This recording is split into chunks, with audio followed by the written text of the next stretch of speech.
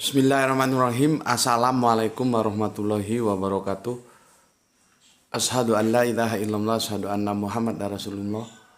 Allahumma sholli ala sayyidina Muhammad wa ala ali sayyidina Muhammad. Kama sholaita ala sayyidina Ibrahim wa ala ali sayyidina Ibrahim. Bil alamina innaka hamidum majid.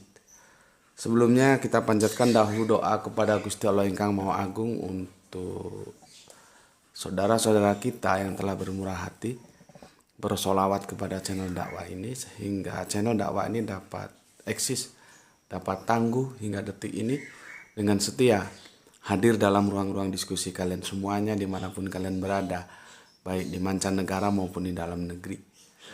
Tentunya dengan sebuah harapan semoga solawat itu menjadi catatan langit amal soleh bagi mereka dan keluarganya kelak, dan insya Allah akan membalaskannya dengan balasan yang lebih baik lagi.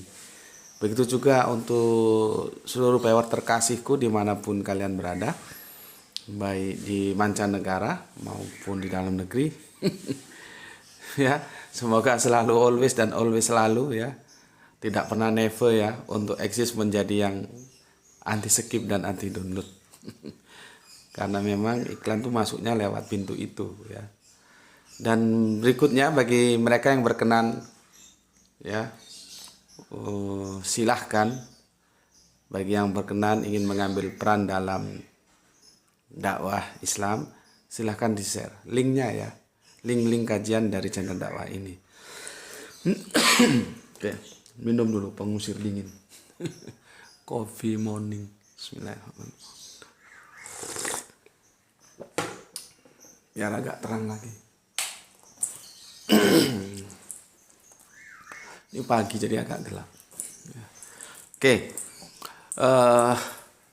silahkan di-share bagi yang ingin ambil bagian dalam peran dakwah Islam ya. Linknya tapi ya, jangan di-download, diedit langsung di-re-upload, jangan begitu ya. Berikutnya atas doa-doa baik kalian semuanya dimanapun kalian berada, aku ucapkan terima kasih ya. Semoga kebaikan itu juga tercurahkan atasmu. Amin, amin ya robbal alamin. Oke, mampir ngombe kali ini itu tajuknya adalah dia berjibaku ya agar putranya tidak murtad. Ini ada cerita di balik cerita. Bagaimana ceritanya ya ikuti saja. Karena aku sulit untuk mengambil judul yang tepat itu apa, tajuk yang tepat itu apa, karena saling terangkai dia. Maka aku ambil saja tajuknya adalah dia berjibaku agar anaknya tidak murtad. Itu aja ya.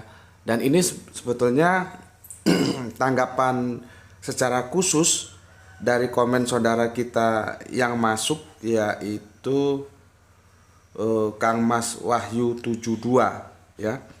Kang Mas Wahyu 72. Oke, sebelum kita lanjutkan ya, aku bacakan dulu komen-komen yang masuk sebagai bentuk apresiasiku, penghargaanku, penghormatanku kepada kalian semuanya ya. Kemarin kan kita membahas tentang sosok ya, tokoh kita, tokoh Islam. Pemikiran beliau sangat bagus ya untuk membimbing kita ya, berguru kepada beliau, yaitu Bapak Profesor Azumadi Azhar ya, yang semoga Allah selalu memberikan barokahnya dalam tidur panjangnya. Amin, amin ya robbal alamin. Oke. Pertama dari Soleha kita Gispati ya.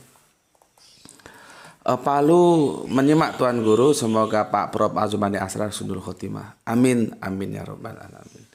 Kemudian Mas Iqbal Medan, innalillahi wa innalillahi rojiun, semoga Pak almarhum Prof Azhar ditempatkan terbaik di sisinya. Oke, terima kasih ya. Berikutnya dari Medan kita ke Sidamanik untuk Kang Mas Isdianto PPTK ya. Alhamdulillah Gus Sidamanik hadir menyimak kajian mampir ngombe. Kami doakan semoga Allah memberikan yang terbaik ya dalam tidur panjangnya Bapak Azumadi Azhar, dan Gus Beti memudahkan ya dalam urusannya. Semoga sehat selalu Gus dan mudah rezeki. Oke, Amin amin ya rabbal alamin. Terima kasih untuk Kang Mas Istianto ya, yang telah dengan setia mengikuti kajian di Mampir Ngumbe ya. Terima kasih atas doa-doa baiknya. Berikutnya Kang Mas Sahran Gifari. Innalillahi wa inna ilaihi rajiun. Semoga almarhum Pak Asra mendapatkan yang terbaik dari Allah Subhanahu wa taala. Amin amin ya rabbal alamin. Kita terbang ke Jambi sekarang ya. Dari Medan, Sidamanik, terus Jogja, Jambi. Ya. Iya Jogja ya, Kang Sahran Gipar ini Jogja atau Bandung ya? Lupa. Kang Irfan Al-Akbar, innalillahi wa inna ilaihi rajiun ya, telah berpulang, salah satu tokoh penegak agama Allah di Nusantara dan juga dunia ya. Ini khususnya dunia Islam. Iya, karena ternyata beliau juga menjadi salah satu masuk dalam pengurusan struktural organisasi Islam yang ada di Pakistan ya. Jadi memang ini orang kapasitas dan otoritasnya ya mendunia ya. Semoga beliau diberi tempat yang istimewa di sisinya, dicatat sebagai salah satu pembela agama Islam, penerus perjuangan Nabi Muhammad SAW. Amin, amin ya rabbal alamin. Masih dari Kerinci, Jambi, menyimak Mampir Ngumbe di antara dentuman ledakan bom untuk penggalian terowongan. Jadi benar-benar pekerja berat ini ya. Makanya kita doakan semoga selalu selamat dalam bekerja ya. Karena ini beliaunya ini bekerja yang berhubungan dengan alat-alat berat ya. Semoga selamat ya, tidak terjadi kecelakaan kerja. Terima kasih untuk Sam Irfan Al-Akbar yang ada di Jambi. Kemudian Kang Sufyan Jailani, innalillahi wa inna ilaihi rajiun. Semoga amal ibadahnya diterima di sisi Allah Subhanahu wa taala. Amin ya rabbal alamin. Kang Halim Rais dari Ambon ya. Assalamualaikum, waalaikumsalam. Salam Isra, salam Isra juga untukmu ya. Silakan ngaji di sini ya. Oke, terima kasih. Salam sehat juga. Semoga keluarga di Ambon sehat semua, dimurahkan rezekinya. Amin amin ya rabbal alamin. Nah, bener nggak apa yang gue bilang? Pak Ikhwan Tamim itu sesepuh kita. Ya, dulu waktu itulah kendalanya kalau kita kenal via medsos itu kadang-kadang maka kita harus maklum ya. Kita tidak tahu masing-masing ya. Kalian tahu aku tapi aku tidak tahu kalian. Kalian kan bisa lihat aku. Jenjang usia kita seberapa gitu ya. Kan kita kan orang timur, tentunya menghormati yang lebih tua, yang tua mengasihi yang lebih muda kan begitu. Karena dalam medsos itu kadang-kadang tidak tampak, itu menjadi egaliter yang seharusnya tidak begitu ya. Makanya sekarang aku tidak lagi memanggil Mas Ikhwan Tamim atau Kang Mas Ikhwan, tapi Bapak, karena beliau memang di atas kita ya. Bayangkan begini komentarnya. Assalamualaikum warahmatullahi wabarakatuh. Beliau pernah mengajar aku ketika beliau masih jadi asisten dosen, jadi belum dosen, di IAIN. Ingat, masih IAIN, belum universitas. Jadi masih institut, belum universitas. Tahun berapa? Tahun 79. Salam Isra, Gus. Jadi sesepuh kita Bapak Iwan Tamim tahun 79 sudah bergelar mahasiswa. Jadi Anda bisa bayangkan sekarang kira-kira seberapa usia Pak Ikhwan Tamim. Jadi beliau jadi panutan kita ya. Seusia setua itu masih mau belajar itu loh. Masa yang muda-muda kata orang Jawa itu ngelukro. Ngelukro itu tidak bersemangat. Yang tua ini loh masih belajar. Ya, kan itu harus menjadi cambuk bagi kita. Karena tidak bisa Islam ini akan kiamah tanpa kita memberikan edukasi kepada umat-umat kita. Kita nggak bisa kiamah, kita nggak bisa bangkit. Perubahan itu dari pemikiran itu lewat belajar, lewat edukasi, gitu ya. Maka tidak terlalu berlebihan kalau aku bilang. Kita jadikan sesepuh-sepuh kita ya, di antaranya Pak Ikhwan Tamim ini sebagai panutan semangat belajar walaupun di usia yang tidak bisa lagi dibilang muda. Ya, bayangkan tahun 79 sudah jadi mahasiswa. Ya, Dan beliaunya yang menjadi aku kadang-kadang tersipu malu juga. Beliau IAIN loh.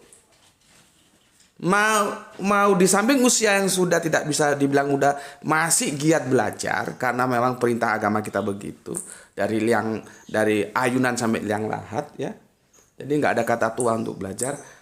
Backgroundnya perhatikan, beliau itu IAIN loh, mau ngaji bersama anak jalanan, kamu bayangkan. Makanya aku bilang kan, dalam belajar itu kerendahan hati itu harus ada. Kalau nggak ada nggak bisa. Ini kalau tidak sebuah kerendahan hati, nggak mau. Ngapain pula aku belajar sama anak jalanan? Gue ini IAIN. Gue kan bicara begitu bisa-bisa saja. Tapi beliaunya tidak. Kerendahan hati itu ditampilkan sebagai wujud untuk memproses sehingga beliaunya mau belajar. IAIN. Anak yang nggak jelas, anak asuhan rembulan, anak jalanan, mau belajar. Coba, itu kan sebuah pribadi yang sangat baik untuk jadi panutan kita. Seperti aku ya, guru akuanku sekarang yang semoga Allah merahmatinya dan insya Allah recovery-nya semakin baik, semakin sembuh ya.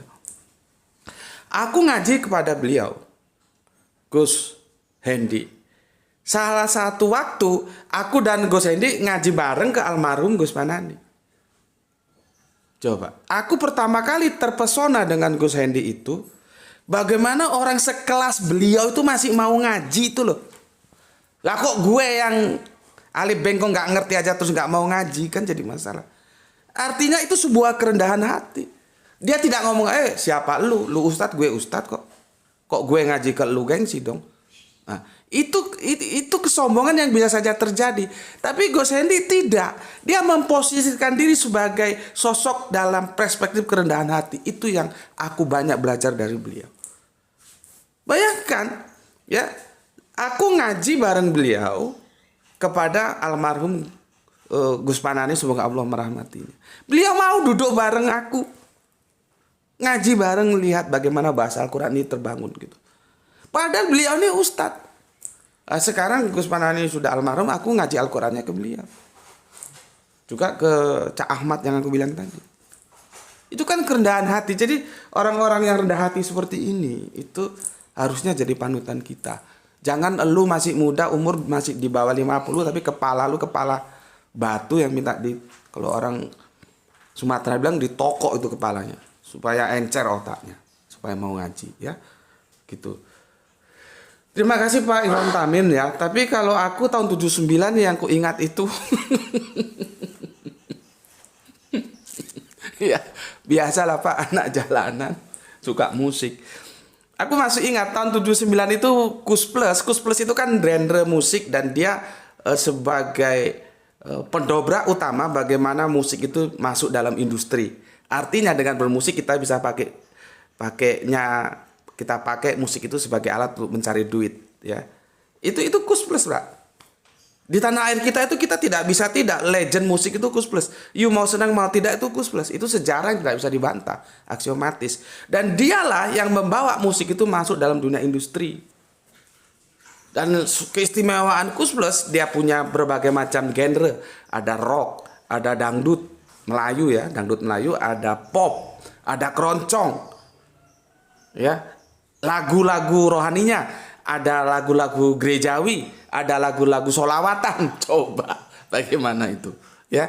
Nah, tahun 79 itu kan dangdut itu menggeser rock kan, sudah mulai beralih. Itu Kus Plus itu mendobrak dengan lagu yang tajuknya Cubit-Cubitan, yang itu dikarang oleh Kang Mas Muri dan dinyanyikan oleh dia. Lagu itu booming, kemudian di cover oleh Ratu Dangdut LP Sukaisi dan banyak penyanyi-penyanyi lain mengcovernya. Itu tahun 79 aku masih ingat ya. Dan tahun-tahun itu awal-awal munculnya si Mas Iwan, Mas Ebit. Terus lagi diikuti oleh yang dari Jepara itu siapa? Si Hati Seorang Kawan Baru, si Jamal. Itu era-era mereka itu di situ. Ya, era-era itu. Jadi aku ingat lagu Cubit-cubitan. Kemudian baru muncul Lae, ya Lae, aku manggilnya Lae, dia Batak Toba, kalau Batak Karo itu Sili. Renol Panggabean yang menikah, aku juga nggak tahu pernikahan mereka seperti apa, karena dugaanku ya tentunya Kang Mas atau Lae Renol Panggabean itu kan Kristiani, sedangkan Camelia Malik itu kan ya adiknya Ahmad Albar, Arab ya Islam tentunya. Aku nggak tahu bagaimana perkawinan mereka, ya. Terlepas akhirnya mereka berpisah lagi itu urusan lain. Tetapi duet mereka itu boomingnya di tahun 79 juga lewat albumnya Colak Colek. Sebuah ramuan musik yang subhanallah ya. Dangdutnya ada, Melayunya ada, rocknya ada, genre padang pasirnya juga ada, jazznya ada. Itu ramuan dangdut yang digarap oleh Renol Panggabean.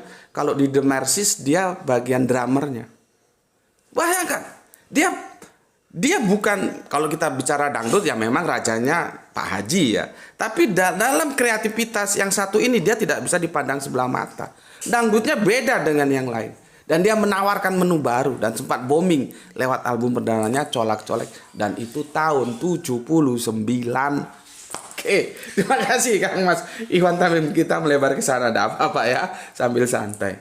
Mas Wahyu 72 nanti ya, nanti tak, karena komenmu akan menjadi tajuk kajian kita. Kemudian Kang Mas Nurkolis ya Brebes hadir nyimak salam Isra guru. Oke, Islam nasional. Matur nuwun ya. Ini salam untuk keluarga di Brebes ya. Ini Kang Rara Manu. Rara Manu ini cewek apa cowok aku nggak tahu. Sudah 2 atau 3 kali ini dia merequest lagi. Padahal sudah aku ingatkan. Ya. Dia bilang begini, Gus, mohon dibahas tentang mutawafika, Allah bertajali versus teopani. Kristen meyakini bahwa Allah Abraham bisa menampakkan diri bermanifestasi. Dia nukil 1 Kejadian 17:1 dan berikut-berikutnya. Kan aku sudah bilang kemarin, ya, masa kamu tidak dengar? Diksi mutawafika itu ada di Quran surat apa, ayat berapa? Tunjukkan dulu. Supaya aku bisa menjelaskannya secara komprehensif gitu loh. Ini kalau nggak salah requestmu yang 3 kali ya ini aja. Kalau yang bawah itu kan bagus ketika kamu menukil dalam perspektif kekristenan 1 Kejadian 17:1 ya, Kejadian 12:7 ya, itu bagus. Nah, permasalahannya dalam perspektif Islamnya ayatnya nggak kamu tampilkan. Itu yang aku minta supaya aku tidak salah menjelaskannya. Coba kamu request ulang ya. Tapi untuk sementara oke lah ya. Kalau kita lihat di Quran surat 35 surat Al-Fatir ayat 18 ya. Kita lihat di Yohanes 1 ayat 18. Kita lihat di Keluaran 33:20. Itu semua sama ya. Di Al-Quran tentunya Kanjeng Nabi Muhammad, di Yohanes Kanjeng Nabi Isa atau yang saudara kita sebut Yesus, di Keluaran tentunya Kanjeng Nabi Musa yang disebut Moses. Semuanya mengatakan bahwa Allah itu tidak bisa dilihat. Itu loh ya. Itu aja dulu ya, karena aku minta kamu belum jelaskan itu sandaran Qur'aninya yang mana, kamu nggak sebutkan ayatnya ya. Oke, terima kasih. Berikutnya Kang Mas Rijal Wahyu Rembang selalu hadir. Oke, terima kasih. Ini Kang Agus Hermana. Ini gampang-gampang susah jawabnya. Assalamualaikum, waalaikumsalam. Bandung hadir Gus. Ada hadis begini Gus. Man tasabah ya, tasabu itu ya. Man tasabah bi kaumin bahwa ya. Bahwa minhum. Jadi kalau minhum bukan minkum ya. Oh, dia sudah ralat ya. Minhum ya. Ini namanya tasabuh. Saya mau penjelasan apakah tasabuh dari akidah atau tasabuh dari budaya. Atur nuhun. Oke, dengarkan baik-baik Akang ya. Akang yang ada di Bandung, kumaha pawartosna? Kumaha pawartosna Kang ya. Dengarkan baik-baik Kang. Aku beberapa kali selalu mengatakan manusia itu sekaligus makhluk beragama, juga makhluk berbudaya. Perhatikan di sini ya. Kemudian ya, agama itu kemudian nanti kan terbagi dua. Ada agama samawi lewat pewahyuan, ada agama ardi pencarian. Ya. Yang kedua, yang ketiga ada sebuah kondisi yang dalam tinjauan kampus itu disebut dengan sinkritisme. Sinkritisme itu kalau di kekristenan itu terjadi pada saudara kita Kristen yang Katolik, bukan yang Protestan. Mereka itu bersumber kepada kitab suci, yaitu Injil ya, dan budaya.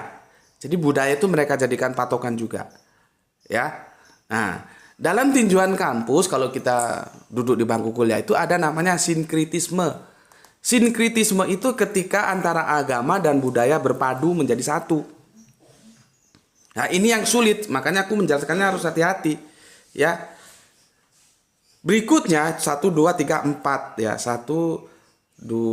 tadi apa ya? Yang ketiga sudah, sekarang yang keempat.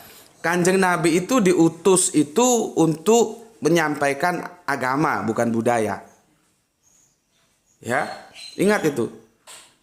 Makanya kalau aku guyon-guyon sama teman, Kanjeng Nabi itu bukan desainer. Dia tidak menyampaikan bagaimana cara kita harus memakai model pakaian. Tapi dia menyampaikan ajaran bagaimana kita hidup baik dalam hukum Allah. Jadi berpakaian apa saja terserah.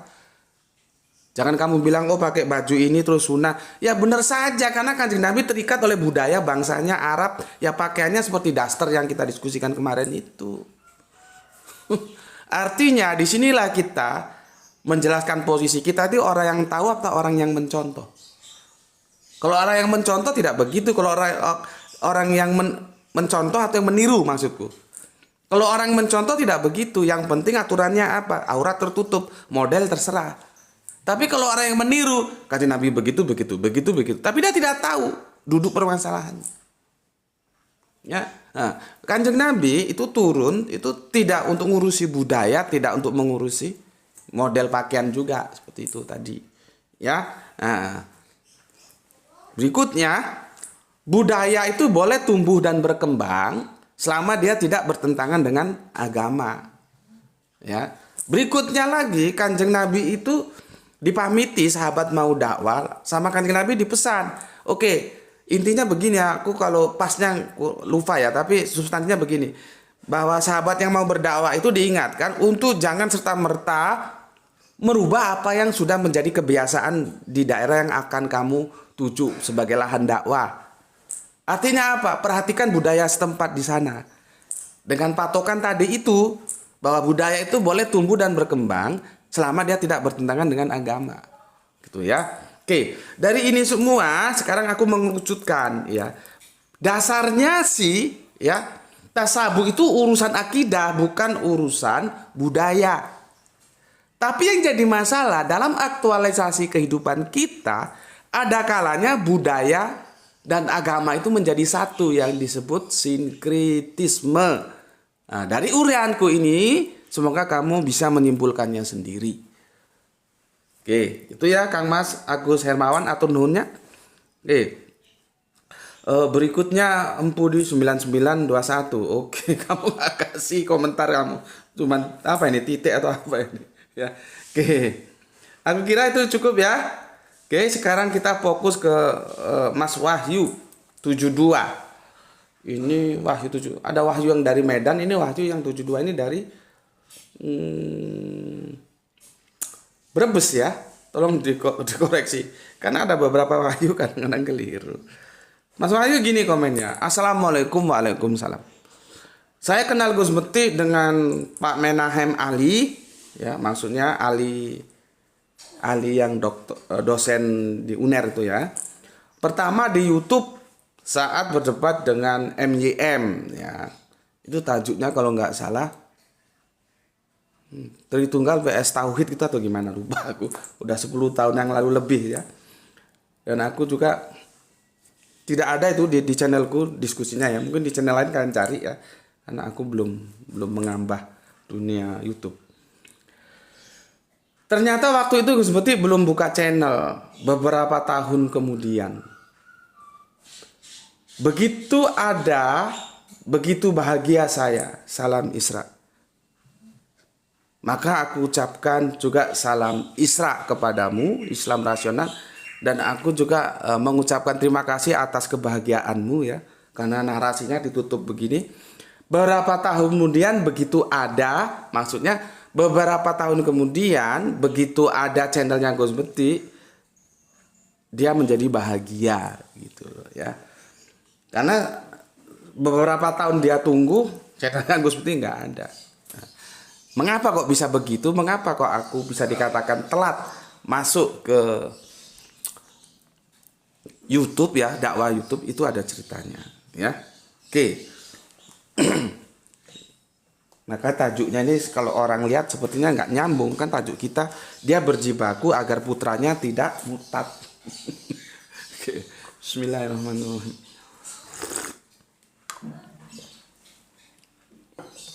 Jadi gue cerita dulu lah ya. Nanti lu tahu bagaimana kronologisnya.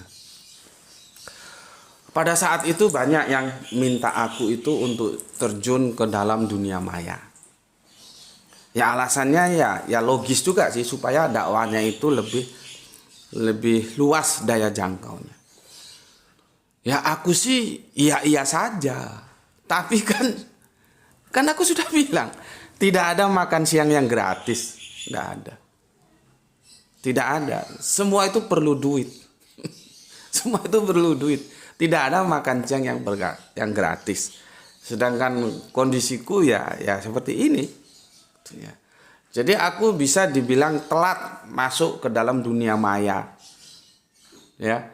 Jadi ketika teman-teman sudah berdakwah di dunia maya, aku masih belum. Alasannya apa? Ya belum punya duit untuk beli perangkatnya. Ya, jadi kalau aku disarankan enggak ya gitu. Terus dalam satu ketika itu YouTube-nya bisa kamu lihat di channel Gus Bekti, mu'alaf bukan kaleng-kaleng ya. Kalau nggak salah itu ya, mu'alaf bukan kaleng-kaleng. Di situ aku menceritakan bagaimana kisah mu'alafnya Bunda Wiwin yang dari Katolik kemudian bermualaf menjadi Islam dan subhanallah mendirikan pondok, dan pondoknya itu sekarang berkembang menjadi tahfidz Quran di Gunung Kidul sana ya, tapi dia mukimnya di Yogyakarta. Yang awalnya sih seperti apa ya, Bunda Wiwin itu apa namanya yayasannya ya, merawat anak-anak yatim piatu itu loh ya. Aku lupa dulu kasih tahu, Bunda Wiwin Muslimah apa gitu namanya ya. Nah, awalnya itu begitu mualaf terus merawat anak-anak ya. Jadi banyak itu anak asuhnya. Ya. Nah, kemudian sekarang berkembang membuka pondok pesantren untuk tahfidz Quran ya. Nah, Bunda Wiwin inilah mualaf Bunda Wiwin ini juga masuk Islamnya itu ceritanya ya menarik juga, kapan-kapan kita diskusikan lah ya. Karena dia masuk Islam justru karena karyawannya, karena dia kan buka salon. Ya. Jadi karyawannya itu siang tuh biasanya kan pelanggannya itu banyak, justru ditinggal sholat. Bunda Wiwin bilang, jangan kamu tinggal sholat. Ini mumpung banyak pelanggan yang datang untuk potong rambut. Tapi tetap aja dengan dua karyawan putrinya itu tetap waktunya sholat zuhur dia sholat. Ya. Pelanggannya banyak ditinggal aja, nanti setelah sholat baru dilayani. Disitulah kerangka berpikir Bunda Wiwin mulai terusik. Kenapa sih anak ini kok nggak taat sama aku padahal aku yang bayar gitu. Kok waktunya rame kok sholat. Nah itu trigger pertama beliaunya itu dalam pencarian kemudian menemukan Islam ya. Oke, kita lanjut. Pada waktu itulah Bunda Wiwin tuh membelikan aku handphone. Sebetulnya bukan handphone. Dulu aku itu mau beli tab ya. Tapi tab tak pikir agak ribet juga aku tabnya ya. Cari-cari. Aku serahkan sama orang yang ngerti lah, teman yang ngerti ya. Tolong aku perlu tab apa yang bagus gini. Aku kan gaptek gitu ya. Terus uang dikirim ke temanku itu, aku bilang, Bunda uangnya jangan kirim ke aku, kirim ke Angga saja, karena Angga yang tahu, karena dia kan pakar IT ya, bisa servis komputer, laptop segala macam. Nanti aku terima jadi aja. Ketika itu dikirim ke Angga, tab yang dicari nggak ketemu-temu. Akhirnya uang itu ditransfer Angga ke aku. Jadi dari Bunda Wiwin ke Angga, Angga tak suruh nyarikan yang cocok seperti yang aku mau, nggak ketemu-ketemu. Terus dari Angga, ya sudahlah uangnya ke sini. Dari Angga uangnya ditransfer ke aku. Dari aku itu, terus aku izin Bunda Wiwin, nggak jadi beli tab lah, kalau gitu beli handphone aja. Aku beli Zenfone 4 Asus. Masih ingat aku. Ya, kalau dipakai itu panas baterainya, kelemahannya di situ ya. Zenfone 4 Asus. Disitulah titik balik aku masuk dalam dunia maya. Dan itu masih terbatas Facebook. Karena apa? Dulu kan belum ada wifi gini kan, belum ada. Orang pasang kan, orang-orang tertentu kan masih mahal juga dulu kan. Maka dengan handphone itu aku tethering. Aku pakai tethering ke laptop, ke komputer. Di situ aku awal masuk dunia maya. Dan itu lama sekali. Kalau kalian, aku nggak bisa nyari sih ya. Yang pandai-pandai itu bisa nyari. Lihat tulisan-tulisanku. Itu banyak ya. Ya tiap hari aku nulis. Sampai-sampai saudara kita yang dari Depok itu, Mas Imam itu kan, dia pernah bilang, aku rindu go sama tulisanmu gitu. Karena meskipun jarang ya, banyak orang yang lebih menikmati itu ketika tulisan daripada video. Tapi itu segelintir orang sih, ya. Segelintir orang. Sekarang banyak orang lebih enak menikmati video. Di situ aku dakwah. Ya, dakwah. Jadi orientasinya memang inamalu biniatnya dakwah dulu. Ya. Karena apa? Perangkatnya sudah dibelikan. Ya, dakwah. Setelah itu baru kemudian ada wifi gini-gini kan bisa pasang, Facebook juga menjalan. Ya. Tapi aku juga belum masuk ke sana. Belum masuk dan lama itu, jenjangnya lama. Aku belum masuk ke dunia YouTube, masih di Facebook. Awalnya ke WA, tapi WA lama-lama males juga. Akhirnya fokus di Facebook saja, tulis menulis ya. Jadi kalau accountnya Subandi T Sukoco itu, kalau mau lihat catatan-catatan lamaku silakan hunting. Aku nggak ngerti caranya gimana. Banyak di sana kajian-kajian Islami, Kristologi juga banyak. Ya. Nah itu lama berjalan, tetap bermain di Facebook. Teman-teman sudah beralih ke YouTube, gitu loh. Ya, bayangkan seorang pimret terbesar, bahkan owner terbesar dari media massa koran di Jawa Timur ini aja dia berpikir. Akhirnya dia tidak bertahan dalam dunia tulis menulis. Ya, padahal dia itu jagonya nulis, namanya aja pimretnya. Bahkan bukan pimret, ownernya media massa terkenal di Jawa Timur dan itu merambah Nusantara. Dia beralih ke YouTube, ke video dengan alasan memang semangat belajar dalam perspektif membaca bangsa kita ini parah, nggak bisa dibandingkan Jepang. Jepang meskipun mereka punya alat elektronik, katakanlah handphone segala macamnya, tapi buku itu tetap dibawa kemana-mana dalam saku, baca buku. Itu kan miris. Padahal kita Indonesia mayoritas tentu Islam diajari sama kata Nabi yang pertama apa? Iqra. Kan ini kan menjadi anti klimaks. Kita yang punya ajarannya tapi orang Jepang yang melakukannya. Ya, semangat belajar kita rendah. Publik itu lebih senang menonton video karena video itu masih dianggap sebuah hiburan. Di sanalah beliaunya itu, juragan koran itu, yang punya koran itu pernah jadi pimret, pernah jadi segala macam, jagoan media massa itu, akhirnya juga dia tidak menulis. Dia hengkang dari tulis menulis kepada audio video, yaitu video yang ada di YouTube itu. Karena publik itu harus disikapi seperti itu. Mereka tidak suka baca, masih suka nulis, nonton video karena masih dianggap hiburan video itu. Makanya jangan kaget kalau kita statistik ya, rakyat YouTube itu lebih suka nonton yang bombastis karena memang dasarnya awalnya masih dianggap hiburan. Makanya kalau channel-channel yang kajian seperti kita ini itu tidak menggembirakan powernya, yaitu ada sejarahnya seperti tadi itu.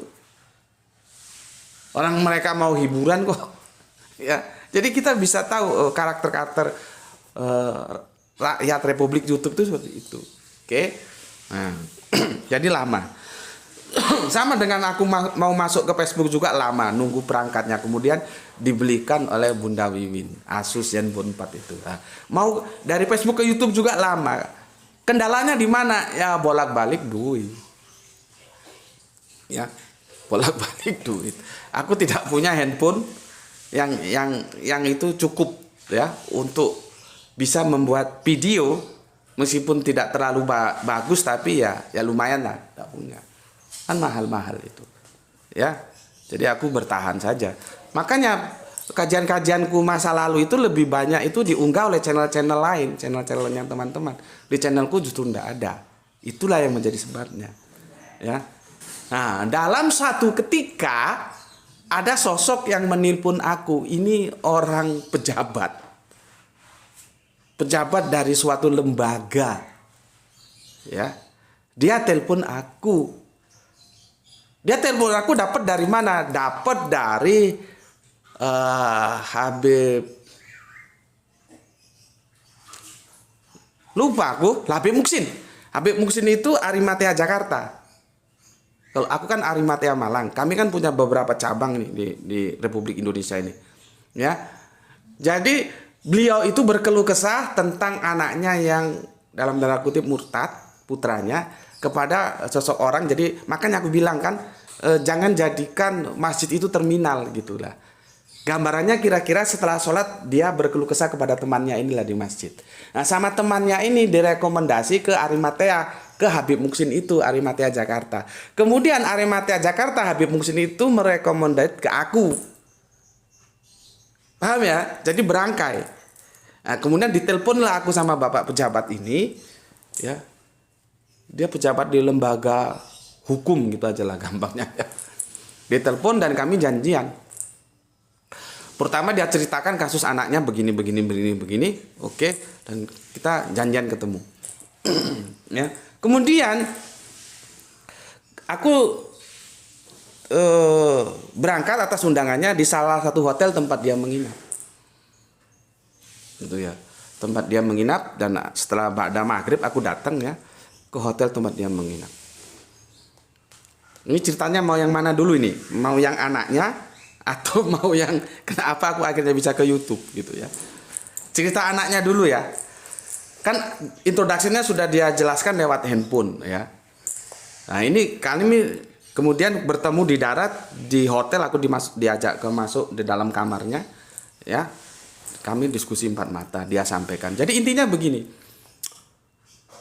Anaknya itu dulu itu sebetulnya putranya itu maunya itu kuliah. Ya. Kuliah maunya. Karena anaknya ini pinter. Ya. Tapi sama bapaknya, kalau bapaknya ini aslinya orang Jawa Tengah, kalau istrinya ibu dari anak ini orang Padang. Jadi perpaduan Jawa Padang. Padang tahu sendiri lah ya. Akhirnya anaknya ini karena bapaknya ingin punya anak yang hafiz Al-Quran, dipondokkan. Gitu loh. Jadi anaknya mau kuliah, bapaknya mau anaknya mondok. Itulah. Dan akhirnya anaknya itu memang mondok. Dan ketika mondok itu, si anak itu, aku tidak bisa ceritakan, menemukan sesuatu yang pengalaman yang dia tidak merasa bagaimana ya, aku sulit menceritakan. Intinya ada permasalahan lah di situ. Dan itu sepertinya menjadi trigger dia. Ya, nah, di tengah perjalanan sudah awalnya gue mau kuliah disuruh mondok, ya kira-kira begitulah ya. Di tengah perjalanan dia kenal sama seorang cewek, wanita. Dari pertemanan inilah akhirnya dia dalam tanda kutip murtad. Ya sudah tidak sholat, ya sudahlah. Ya, keluar dari itu semua sholat. Ya, nah, kemudian dengan karakter bapaknya seperti itu, aku jadi semangat. Kami kan Arimatea kan di samping melayani diskusi kajian-kajian ilmiah lewat perdebatan-perdebatan lintas iman, ya, yang itu dalam tataran pemikiran juga menangani kasus di lapangan pemurtadan.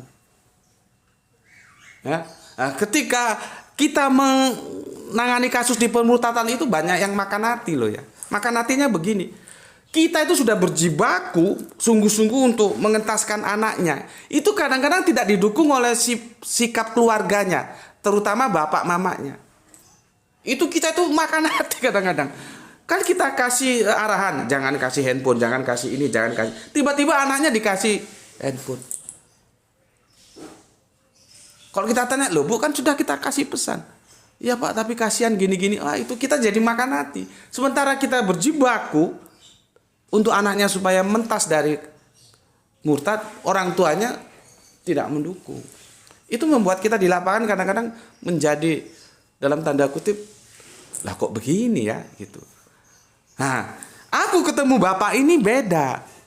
Bayangkan dia seorang pejabat, ya, dan pada waktu itu dia bermalam bersama bawahan-bawahannya. Jadi semua bawahannya itu hormat sama dia. Kan aku ketemu kalau bawahannya masuk itu. Jadi ya namanya bos lah ya, karya dalam sebuah instansi kantor gitu ya. Bawahan tentunya sangat hormat kepada atasannya kan gitu. Jadi ini tokoh. Orang yang kuat secara karirnya bagus, kuat secara ekonominya mapan, ya. Kalau sudah karir bagus, ekonomi mapan kan sudah enjoy saja. Jarang orang seperti ini itu peduli terhadap akidah anaknya. Tetapi bapak ini dengan kondisi duniawi yang mapan seperti itu, sangat peduli dengan akidah anaknya yang dalam tanda kutip menuju murtad. Itu yang membuat aku juga jadinya semangat. Gak seperti yang ada kisah seperti aku bilang tadi, sudah kita berjibaku, orang tuanya tidak mendukung full power. Kalau ini tidak, bapak ini full power mendukung dan siap mengikuti instruksi. Kan kita kan kasih instruksi itu, gini begini gitu ya. Itu strategi di lapangan lah ya. Dan beliaunya siap. Nah, kami sudah berdiskusi ya. Jadi nanti aku bilang ini enggak bisa Pak, main keras-keras enggak bisa. Kita harus main santai gini. Karena kan aku tahu tipologi anaknya sudah diceritakan, enggak bisa. Jenengan jangan main keras-kerasan, ini harus main santai mainnya gitu. Strateginya kita pasang, oke. Terus ada kesepakatan nanti aku akan ketemukan putranya itu di Kalimantan. Di Kalimantan ya. Di Kalimantan. Jadi kalau aku suka pergi kemana-mana itu bukan aku banyak duit. Ya contohnya seperti ini panitia yang biayai beliin tiket. Kalau aku beli tiket ya ora lah ya. Jadi aku tahu mana-mana itu ya, untungnya dakwah seperti itu. Ya, kadang-kadang kita nggak tahu mana-mana jadi tahu mana karena diundang, disuruh datang gini ya gitu. Nah, kita sudah sepakat itu. Jadi aku nanti akan terbangnya aku dari sini via Surabaya, beliaunya dari Jakarta, kita ketemu di Kalimantan ya. Di sana karena anaknya tugas di Kalimantan. Itu kesepakatan kita. Subhanallah. Ya. Ketika kami diskusi empat mata di dalam kamar hotel itu, tiba-tiba telepon berdering. Dan putranya itu kan di loudspeaker. Putranya itu ngomong dengan bapaknya, bagaimana kabar Pak? Alhamdulillah Pak, sekarang saya sudah sholat lagi Pak, saya yakin Islam Pak. Subhanallah. Langsung bapaknya sujud syukur di lantai di depanku. Jadi kami duduk bareng gini, ada depan ya, diskusi ini nggak ada yang lihat. Dan semua anak buahnya kan nggak boleh ikut ya. Begitu dapat telepon dari anaknya bahwa anaknya sudah kembali ke Islam dan sudah sholat lagi, langsung bapaknya sujud syukur di lantai. Nah, jadi aku duduk begini, langsung dia telepon sama istrinya. Dan istrinya yang orang Padang itu juga bahagia sekali, bapak ini juga bahagia sekali. Itu ceritanya. Dan akhirnya ya aku kira ya sudah selesai, aku nggak perlu kemana-mana lagi kan, orang sudah kembali Islam kok gitu. Ya, tapi ternyata tidak. Akhirnya aku tetap di bookingkan tiket dan kami ketemu di Kalimantan. Ya, dan aku naik pesawat, dia berangkat 1 hari sebelumnya naik pesawat juga, kami ketemu sana, aku dijemput di bandara. Dan Aku diajak makan gitu ya. Makan, ketika makan bareng itu kita sudah membuka dengan diskusi-diskusi kecil ya. Dan memang sesuatu yang harus kita sikapi dengan bijak ya. Comparative religion, perbandingan agama itu kan akhirnya kan dia mengatakan yang ini benar, yang lain salah. Itu komparatif tuh begitu. Tidak mengatakan bahwa semua agama sama benernya. Tidak begitu. Makanya pembicara-pembicara, ustadz-ustadz ya, yang dia berkecimpung dalam comparative religion itu aku belum pernah tahu, dan tidak mungkin dia diundang oleh TV nasional, TV swasta maksudnya, apalagi TV negeri, tidak mungkin. Seperti aku ini banyak yang komentar kapan-kapan jadi narasumber di TV ini, dia sebut TV yang terkenal tuh, yang tentang berita terkenal tuh, yang warnanya merah itu. Aku bilang, oh enggak mungkin. Dan aku juga tidak pernah bermimpi, karena format kajianku itu comparative religion. Loh, kita, misalkan aku diundang di salah satu TV, ya. Terus aku bilang, Anda harus rajin sholat, Anda harus rajin puasa, Anda harus baik terhadap sesama. Itu tidak ada masalah, tidak ada resiko, karena itu tidak menyinggung pihak lain. Tapi bagaimana kalau comparative religion berbicara? Tidak begitu. Dia akhirnya berujung pada inadina indalohi Islam.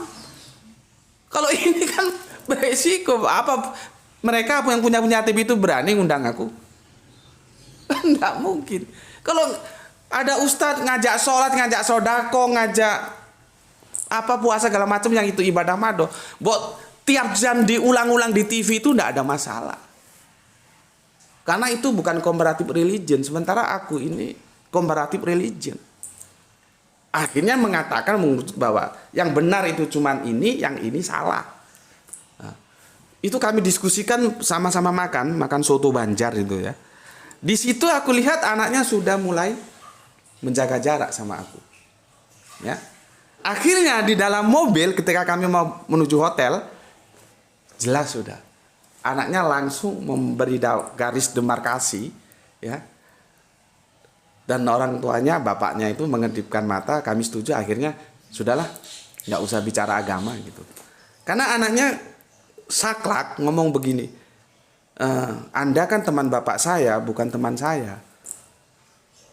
Jadi ini urusan agama, ini urusan saya sama keluarga saya. Anda nggak boleh ikut-ikut.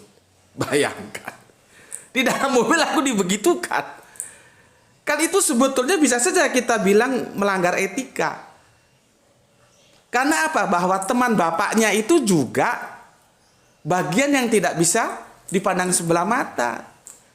Dengan melihat bapak, iya aku bukan teman dia, tapi kan teman bapaknya. Ketika dia ngomong begitu, berarti kan dia juga tidak menghargai bapaknya dong. Ketika dia tidak menghargai teman bapaknya. Tapi bagiku sudahlah, itu nggak ada masalah. Ya. Aku sih enjoy saja. Maka ketika dia ngomong, aku lupa dia manggil aku Anda atau Bapak atau Mas, aku lupa. Dan jadi intinya begini, Anda teman bapak saya tapi bukan teman saya. Jadi Anda jangan ikut-ikut. Ini masalah agama, masalah saya dan keluarga. Gitu.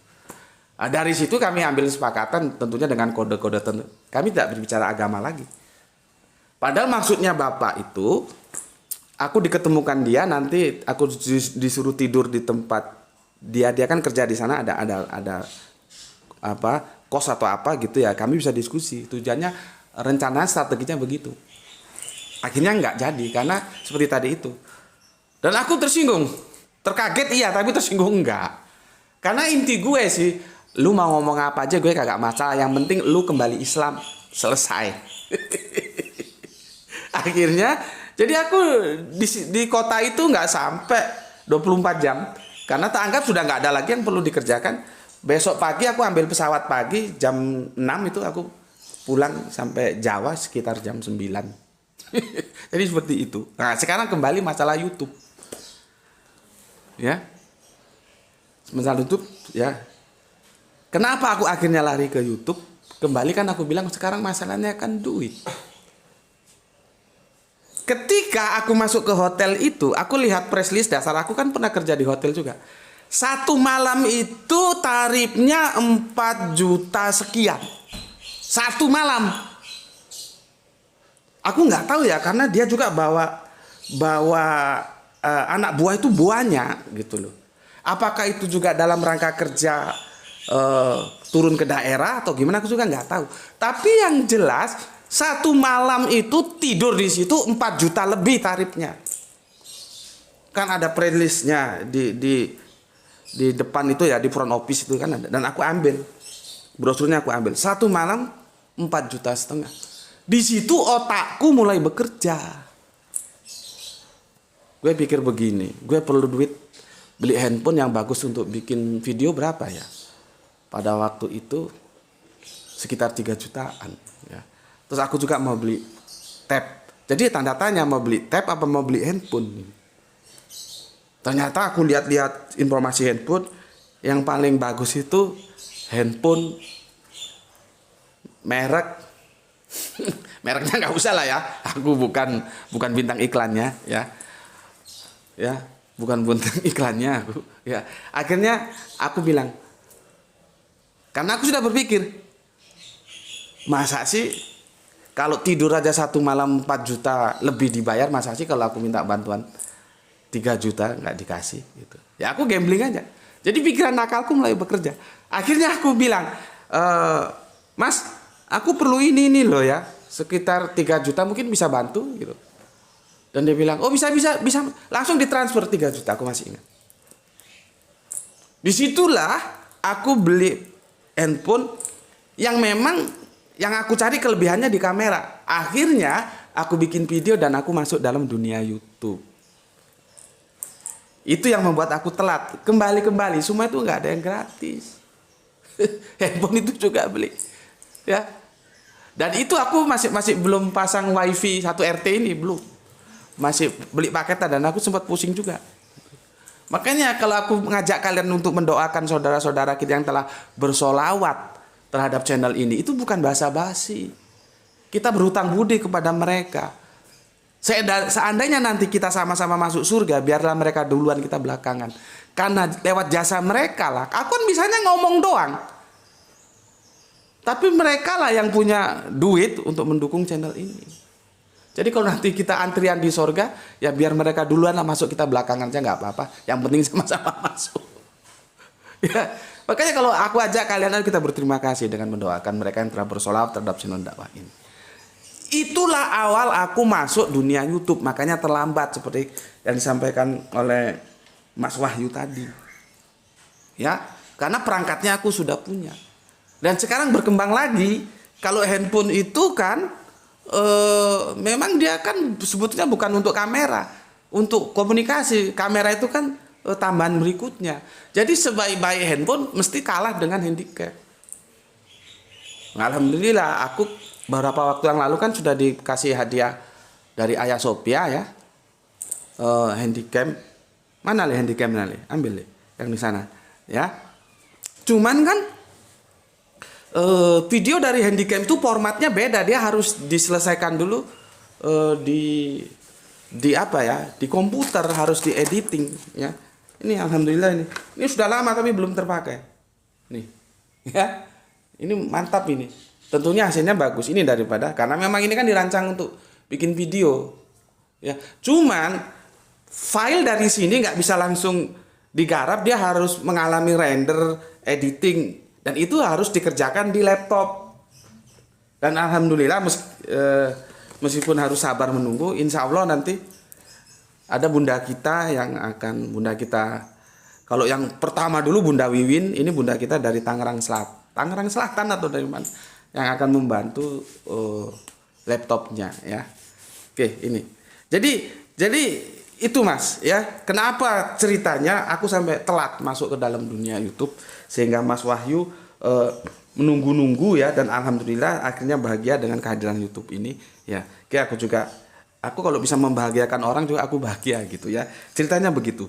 Tapi dari inti semua ini ada yang penting ya. Pertama, tidak ada makan siang yang gratis. Semuanya perlu biaya ya. Berikutnya, kita ambil contoh kepada Bapak yang pejabat tadi itu. Aku orangnya belak-belakan. Aku orangnya minta-minta. Tapi aku tidak ngawur, aku lihat dia itu pantas untuk dimintai enggak. Bayangkan, tidur dengan sekian karyawannya itu, bawahannya itu, meskipun itu uang kantor atau uang dinas nggak tahu lah ya, 4 juta lebih cuman tidur doang. Kamu tidur coy, besok pagi bangun 4 juta lebih. Aku kan berpikir terus, masa sih kalau gue minta bantuan 3 juta aja, toh itu juga untuk kepentingan dakwah nggak dikasih. Aku memberanikan diri, aku tembak langsung aja, ya. Aku perlu ini nih, akhirnya ditransfer. Gitu. Nah, kemarin yang sudah kita unggah videonya, yang tukang parkir menjadi pewer kita juga, saudara kita ngaji di sini. Itu sebetulnya aku mau ngomong, aku juga serba salah. Aku takut dia tersinggung, sementara dia sendiri mau ambil bagian dalam dakwah ini gitu. Jadi ketika kami bersalaman, aku sebetulnya kan nggak tahu. Dia, Gus Meti ya? Terus lo kok tahu? Ya saya ngikuti kajian Gus Meti. Terus dia bilang, saya kemarin transfer 100.000 Gus Meti. Itu aku langsung bayangkan, uang 100.000 di tangan tukang parkir itu bagaikan uang 1 juta loh. Coba, jangan kamu anggap 100.000 sama dengan di tanganmu 100.000 yang depositomu itu berjuta-juta. Ini 100.000 sama dengan aku yang pernah cerita. 25 juta yang ditawarkan ke aku dalam kondisi susah itu sama dengan 25 miliar. Tapi aku tolak karena itu nggak baik. Sama dengan ini, ya. Ketika beliaunya bapak itu, mas itu bilang, kemarin saya transfer. Seorang tukang parkir, itu parkir hanya 2.000 lah ya. Untuk mendapatkan 100.000 berapa kali parkir? Sementara ada anak istri yang harus ditanggung. Cuman aku mau menghalangi juga aku nggak enak. Jadi, aku nggak enak. Siapa tahu dia memang berkeinginan ingin ambil bagian dari dakwah, kan? Jadi kalau mau jujur sebetulnya begini, yang paling tahu itu kalian lah. Kalau aku kan nggak tahu dan kita tahunya lewat media massa. Kalian itu ada di posisi mana itu kalian yang menentukan. Kalau yang memang secara ekonomi ya dilebihkan oleh Allah, mau bersolawat lewat infak dakwah ya silahkan. Tapi kalau tidak, jangan. Aku pun tidak suka. Ya sudah, bersolawat yang bisa kamu bisa lewat apa? Kalau lewat infak dakwah nggak bisa, lewat anti skip, anti download atau men-share kajian-kajian ini, begitu. Ya. Jadi aku itu tahu diri. Ketika ada orang kaya tidur, pejabat tidur 4 juta sekian lah ya, dia bayar untuk dia tidur, maka aku nggak sungkan-sungkan untuk menodong dia. Tolong dibantu ini gitu. Tetapi ketika ada seperti saudara kita, semoga Allah merahmatinya dalam kerjaannya sebagai tukang parkir, ya, dia mentransfer 100.000 sebagai infak dakwah, sebagai sholawat dia, itu aku juga berat.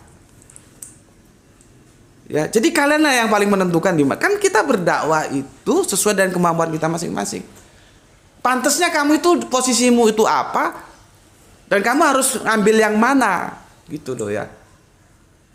Dan aku bilang jangan melebihi apa yang seharusnya. Kalau kamu posisinya gajah ya gajah, semut ya semut gitu. Ya. Jadi kemarin aku terharu gitu ya dengan saudara kita yang tukang parkir. Cuman kan aku mau ngomong juga nggak enak, jadi ya sudahlah. Gitu. Nah ini semoga bisa menjadi pembelajaran bersama. Posisi kita di mana, apa yang kita berikan itu kita sendiri yang paling tahu, dan jangan menipu Allah. Oke? Sebagai penutup untuk mampir ngombe kali ini, ya pastikan bagaimana jibakunya bapak itu, ya, dalam memperjuangkan anaknya supaya tidak murtad. Sampai di sini dulu ya, semoga bermanfaat. Aku pesankan, jaga Allah, jaga Kanjeng Nabi, jaga Al-Quran, jaga Islam dalam bingkai imanmu, tetapi hormati orang yang memilih jalan lain. Oke, kita sama-sama berdoa ya, semoga kita selalu dalam ridha Allah dengan rezeki yang barokah ya, dan kesehatan yang prima. Bismillahirrahmanirrahim. Alhamdulillahirabbil alamin.